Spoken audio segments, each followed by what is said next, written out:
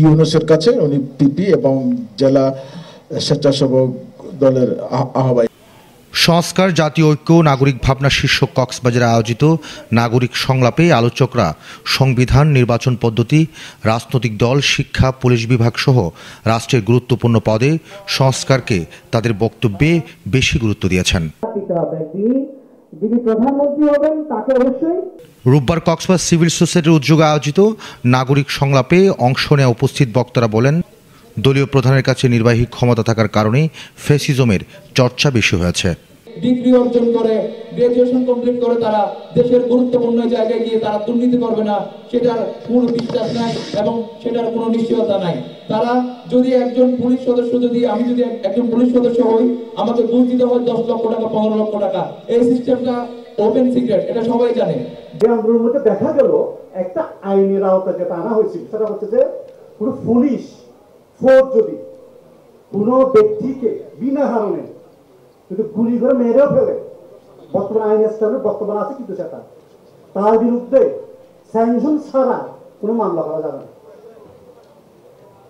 এটা জঙ্গলি আইন। একটা পুলিশ হোক, কোনো প্রশাসনের কেউ যদি অর্ডারে যদি কোনো নিরহ মুক্তি যদি মারা হয়, এস্টাবলিশ ল, তাহলে এই লটা আমাদের যদি চেঞ্জ না হয়।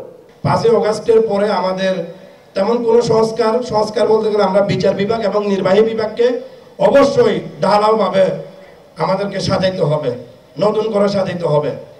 কারণ নির্বাহী বিভাগ এবং বিচার বিভাগ দিয়ে বাংলাদেশ যেহেতু গণতান্ত্রিক দেশ, এখানকার গণতন্ত্রকে, বাংলাদেশের অর্থনীতিকে, বাংলাদেশের উন্নতি, সমৃদ্ধি, প্রবৃদ্ধিকে হত্যা করেছিল, জীবন্ত কবর দিয়েছিল এই ফ্যাসিবাদের দোসররা।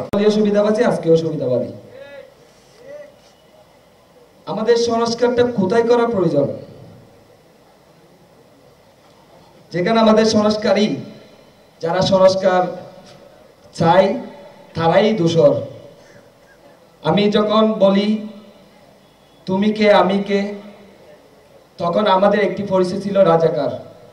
আজকে ওই রাজাকার যিনি আখ্যা দিয়েছিল আমাদের, তাদের বিতাড়িত করে আমার পাশেই যে বসে আছে সেই রাজাকারের অরিজিনাল দোষর। বক্তাদের কয়েকজন তত্ত্বাবধায়ক সরকার পদ্ধতি ফিরিয়ে আনার কথা বলেন রাজনৈতিক দলের পছন্দ অপছন্দের উপর পুলিশ বদলির মতো ঘটনা থেকে বের হওয়ার পথ খুঁজতে হবে। একটি সুন্দর বাংলাদেশ করতে হয়, আমাদের নির্বাচন ব্যবস্থাকে সুন্দর করতে হবে। 70 সালে আপনার আওয়ামী লীগ টোটাল মেজরিটি পেয়েছিল, তাদেরকে ক্ষমতা না দেওয়ার কারণেই কিন্তু মুক্তিযুদ্ধ শুরু হয়েছিল। কেয়ারটেকার সরকার পদ্ধতি ছাড়া সুষ্ঠু নিরপেক্ষ নির্বাচন হতে পারে না, কোন রাজনৈতিক দলের অধীনে নির্বাচন হতে পারে না। 91 নির্বাচন, 96 নির্বাচন, 2001 নির্বাচন, আমি এই তিনটাকে অ্যাডমিট করব এবং এটা একটা গণতান্ত্রিক ধারাবাহিকতা বাংলাদেশ পেয়েছিল, কিন্তু আমরা 111-এর ষড়যন্ত্রের মাধ্যমে সেই ধারাবাহিকতা থেকে ছিটকে পড়েছিলাম। সংবিধানে, বাংলাদেশ কনস্টিটিউশনের যে যে জায়গায় দুর্বলতা আছে, যে যে জায়গায় লিগাসি আছে, ওই জায়গায় সংস্কার করা হোক। আমি একটা টপিক নিয়ে ছোট্ট করে বলতে চাই। বাংলাদেশ সংবিধানে সেপারেশন অফ পাওয়ার নামে একটা ক্লজ আছে। আমি মনে করি এই জায়গায় হাত দেওয়া উচিত। লেজিসলেটিভ, এক্সিকিউটিভ, জুডিশিয়ারি, তিনটা পার্ট স্পষ্ট বলা আছে। One organ can not interfere on another organ. একটা অর্গান অন্য অর্গানকে ইন্টারফেয়ার করতে পারবে না, হস্তক্ষেপ করতে পারবে না। তো আমি এই জায়গায় সংস্কার চাই। আমি মনে করি আমাদের সব জায়গায় নির্বাচন বলি, মানে বিভিন্ন সেক্টরে গিয়ে আমি মনে করি প্রয়োজনীয় সংস্কার করার পরে এদেশে নির্বাচন আসুক। আমরা স্বাধীন অর্থনৈতিক ব্যবস্থা প্রতিষ্ঠা করতে পারি নাই, যারা এই ক্ষমতা যায় লুটপাট করে দুর্নীতি দমন ব্যবস্থা পুরো যারা আছেন তারা সরকারের বাইরের লোকদেরকে দমন করার জন্য চেষ্টা করে। যারা ক্ষমতা যায় তারাই লুটপাট করে, দুর্নীতি করে, তাদের কোনো বিচার ব্যবস্থা হয় না। ক্ষমতায় চলে গেলে তাদের বিরুদ্ধে মামলা হয়, আবার যখন তারা ক্ষমতায় আসে তখন তাদের মামলাগুলো খালাস দেওয়া হয়। সেটাই তো আমরা দেখতে পাচ্ছি। আমাদের কক্সবাজার শহরে যদি আমি বলি, আমরা কিন্তু লবণের সব থেকে বড় উৎপাদন কক্সবাজার হয়, এবং এখানে আমাদের যে মেধা, প্রতিদিন আয়োজন পেতে পেতে আমাদের যে মেধা, এই মেধাটাকে আমরা কাজে লাগাতে পারবো।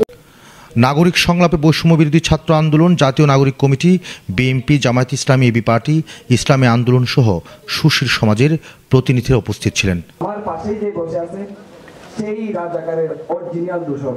পুরো অনুষ্ঠান সঞ্চালনায় ছিলেন কক্সবাজার সিভিল সোসাইটির সভাপতি আবু মুর্শেদ চৌধুরী খোকা। আপনার প্রত্যাশা করেন এবং আমাদের এই পর্যায়ে জাতীয় ঐক্যের ভীষণ প্রয়োজন। কেন এর পক্ষে আপনার যুক্তিটা কি?